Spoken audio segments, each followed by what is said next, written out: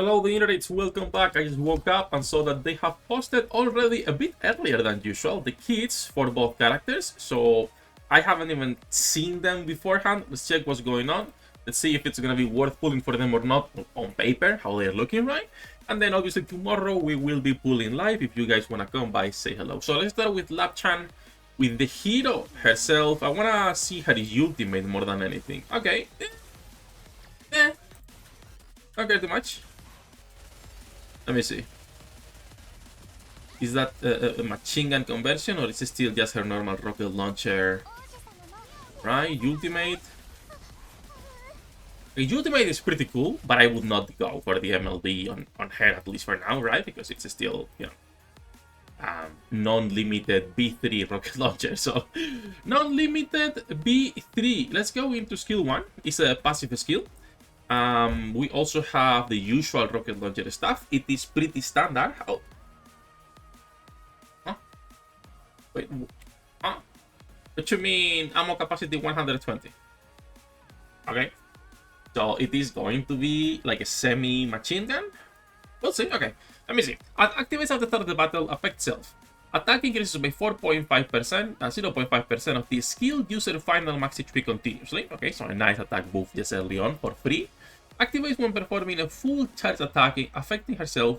Warm-up. Charge speed increases by 10% continuously up to 5 stacks. Oh, that's a lot of charge speed. A lot of charge speed.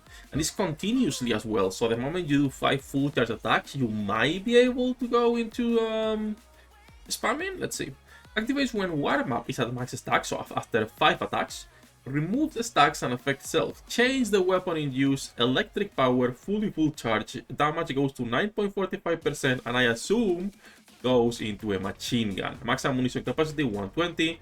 Max ammunition effects refresh when the weapon in use changes. Okay, so you go back to max ammo. This means most likely you will never have to go for max ammo on her. Okay, we'll see. Can you actually increase this one, or is it going to be capped at 120? It depends, right? Deactivation condition when all rounds are fired. Additional effects gain pierce, because you might want to just go forever into that mode if you can, right? So yeah, this is like quote-unquote machine gun, quote-unquote. Can she go before burst? Looks like it, because she didn't burst. So this is just her weapon change. Now her weapon change is an actual skill rather than the ultimate itself. Pretty cool, alright. And then activates when electric power full charge ends, removes 100% of ammo, and she goes back into rocket launcher. Alright, pretty cool first skill, honestly, I like it. So now her old burst is just basically a skill 1 when transforms in there. Alright. Skill 2, a passive, another over energy. Activates after performing 12 normal attacks while in the electric power full charge state, which seems to be once again similar to a machine gun with how fast it's shooting and everything, and being 120 base ammo, looks like it. Over energy increases 5% continuously up to 100%. Activates when over energy is at max stack 100%, resets over energy and affects herself, advances to the next over energy stage, affects body for each stage of over energy, and then this is basically triggering consequently, or each subsequent effect triggers all effects before it. I just woke up, guys. Pardon my retardation this early in the morning. More max HP, which means she is also going to be increasing her HP, I assume, I hope.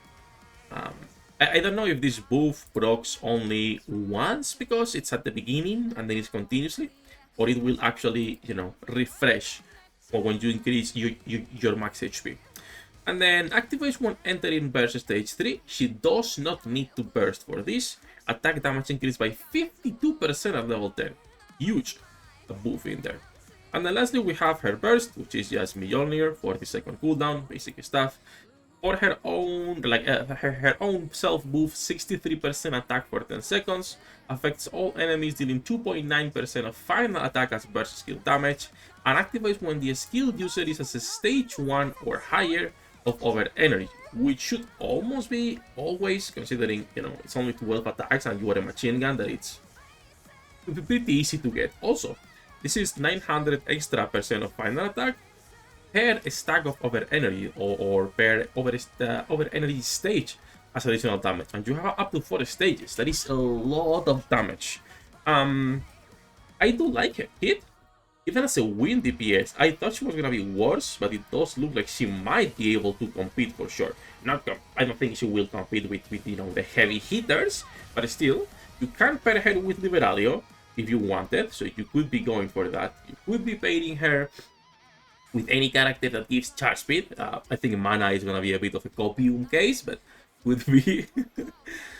So we can still put her as a replacement for the meta characters.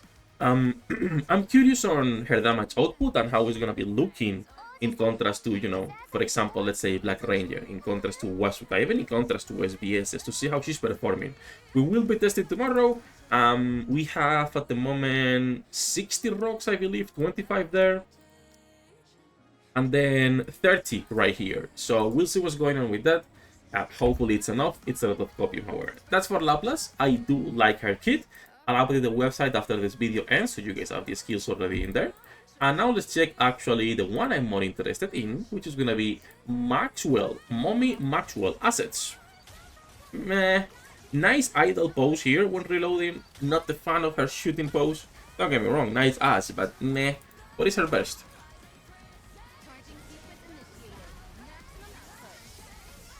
Meh. Nah.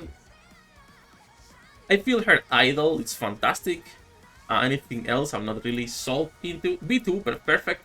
Because without CDR, like we always say, if you're not the B2, you're kind of fucked. Sniper rifle, B2 win support character. Now it's basic stuff here. 6 ammo, 2 second reload time, 69.04 for attack. Okay, so that is the normal stuff for sniper rifles. Let's check her skills. 2 passive, 1 burst, 20 seconds, thank god.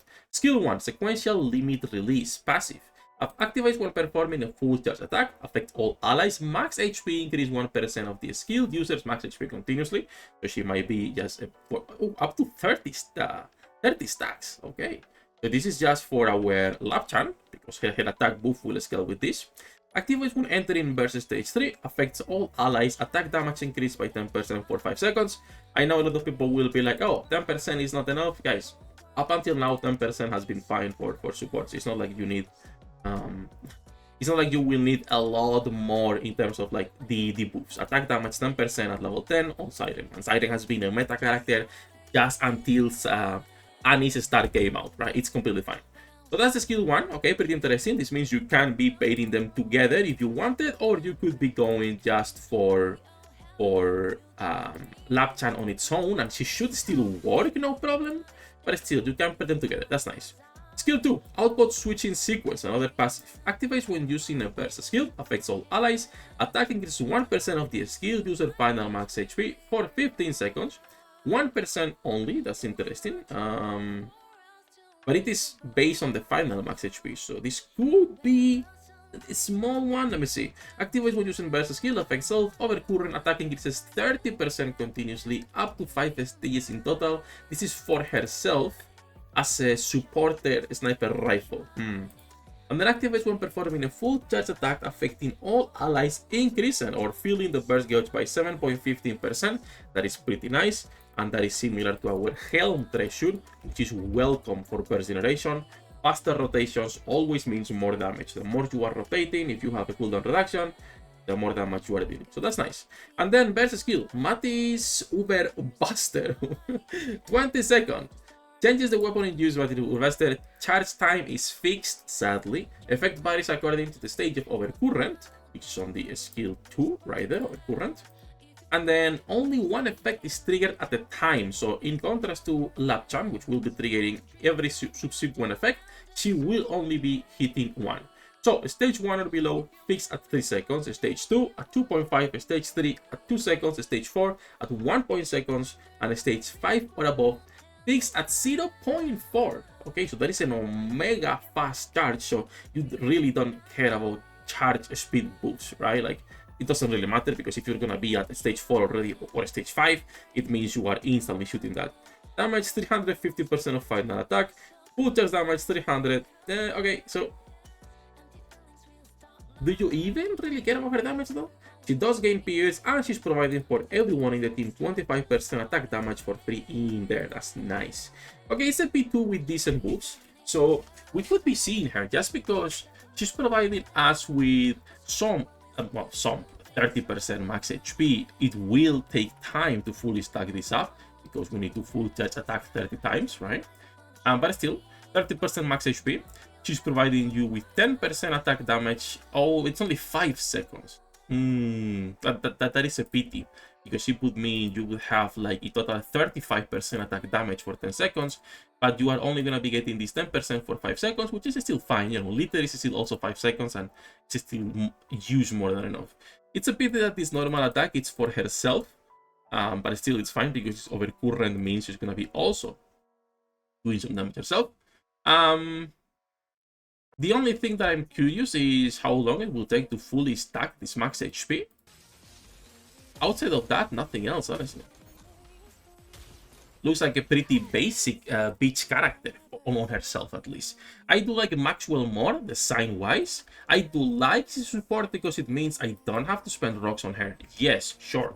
Get a lot of final modifiers that she's getting, but let's be honest, the majority of supports, even with final modifiers, you can get away with a basic build. So I will check later if I do have enough gear for both of them. I don't know if I have. I might be cooked, guys. I might be cooked on gear, honestly. We'll see what's going on. That said, I do like both kits. I like Laplace quite a bit. I thought she was gonna be worse, but no, I do like her. I think she has a chance of actually being, you know, pretty popular on Wind content. We'll see tomorrow what's going on. We will be comparing her with all of my Wind girls and pulling live on stream. So if you guys are interested, links in the description down below. As usual, good luck with your pool, guys, and I'll see you on the next one.